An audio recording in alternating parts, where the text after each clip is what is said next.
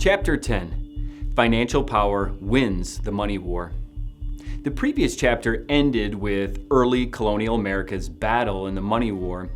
Chapter 10 expands on this, revealing the global fight for financial control and how financial power ultimately emerges victorious. At its core, this chapter shows one undeniable truth. What financial power desired is what it accomplished. The complete and final destruction of state power money governments. Chapter 10 walks through pivotal moments in history that led to financial power's ultimate victory. Specifically, the chapter begins in France in the late 1700s, a nation drowning in debt to private bankers while also fighting wars on multiple fronts. By 1799, Napoleon Bonaparte became first consul of France, and he wasted no time tackling monetary policy. In 1800, he shook the financial world by creating his own central bank, stepping directly into the banker's domain. For 14 years, Napoleon waged war not just on rival nations, but on financial power itself. His challenge was met with unrelenting force. Private financiers funneled resources to his enemies, ensuring his downfall, and ultimately, it wasn't his battlefield tactics, but financial power's endless funding of opposing armies that sealed his fate. It's incredible. Jumping back to America, the chapter highlights Abraham Lincoln's battle against financial power during the American Civil War.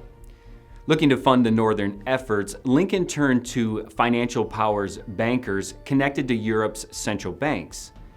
After their terrible offer to lend him money at rates between 24 and 36%, which obviously infuriated Lincoln, he issued his own debt-free, state-powered fiat money, $450 million worth, and what at the time was termed greenbacks. Now, this was clearly a direct threat to the financial elite, and his famous quote really says it all. Quote, "I have two great enemies, the Southern Army in front of me and the bankers in the rear. And of the two, the bankers are my greatest foe." A truly amazing quote if you can put yourself in his shoes at the time.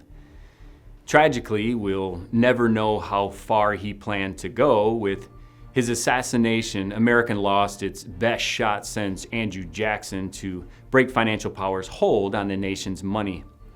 After his death, greenbacks quietly disappeared from circulation.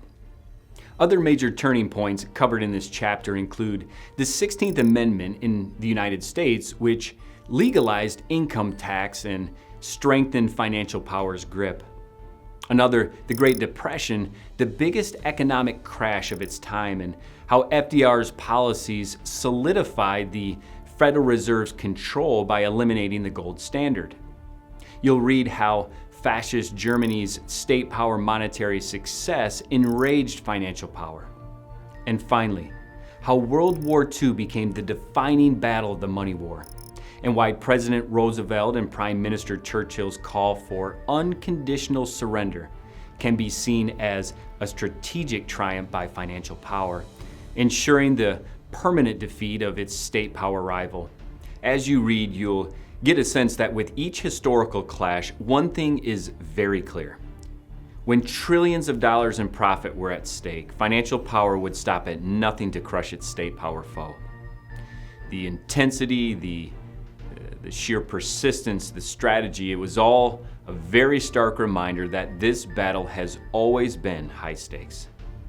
Now, with that said, let's dive into Chapter 10.